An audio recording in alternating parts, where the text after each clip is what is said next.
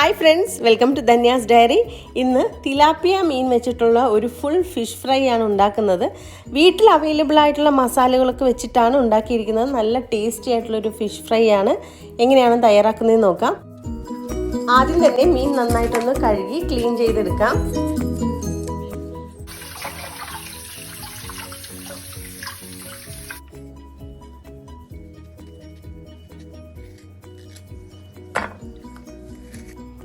മീൻ clean ചെയ്തെടുത്തിട്ടുണ്ട്. ഇനി രണ്ട് സൈഡും നന്നായിട്ടൊന്ന് വരഞ്ഞു കൊടുക്കാം.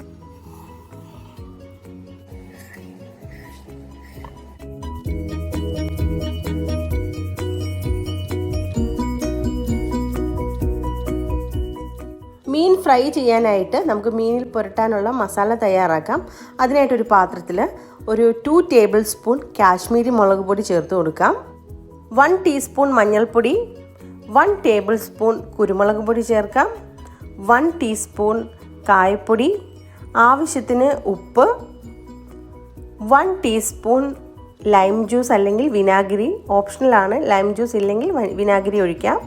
അതിനുശേഷം ആവശ്യത്തിന് ഒരു 1 to 2 ടേബിൾ സ്പൂൺ വെള്ളവും കൂടി ഒഴിച്ചിട്ട് നന്നായിട്ടൊന്ന് കുഴച്ചെടുക്കാം.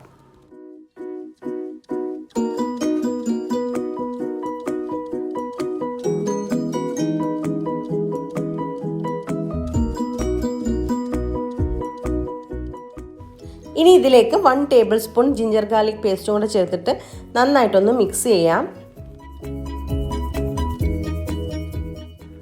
ഇനി മീനിൽ മസാല പുരട്ടാം. മസാലയൊക്കെ നന്നായിട്ട് പിടിക്കത്തക്ക രീതിയിൽ പുരട്ടി കൊടുക്കാം രണ്ട് സൈഡും.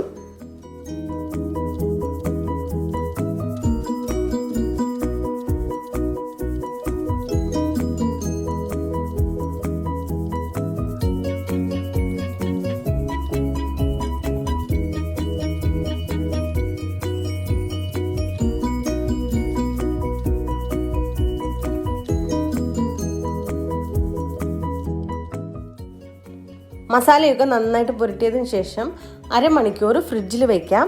അതിനുശേഷം നമുക്ക് വറുത്തെടുക്കാം. ഇനി ഒരു പാൻ വയ്ക്കാം. പാൻ നന്നായിട്ടൊന്ന് ചൂടായി വരുമ്പോൾ ഇതിലേക്ക് 3 ടേബിൾ സ്പൂൺ വെളിച്ചെണ്ണ ഒഴിക്കാം.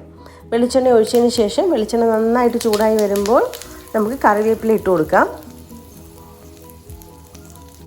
തീ കുറച്ച് വയ്ക്കാം. അതിനുശേഷം നമുക്ക് മീൻ ഇതിലേക്ക് ഇട്ട് കൊടുക്കാം.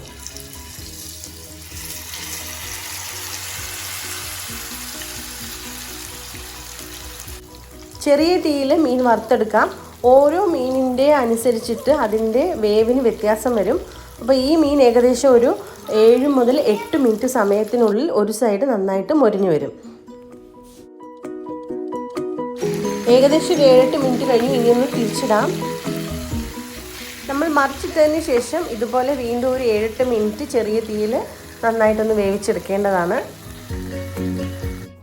ടേസ്റ്റ് കൂടാൻ വേണ്ടിയിട്ട് കുറച്ച് ചെറിയ ഉള്ളി ചതച്ചതും പിന്നെ കുറച്ച് വെളുത്തുള്ളി ചതച്ചതും കൂടി ഇതുപോലെ ഒന്ന് സൈഡിൽ ഇട്ട് കൊടുക്കാം.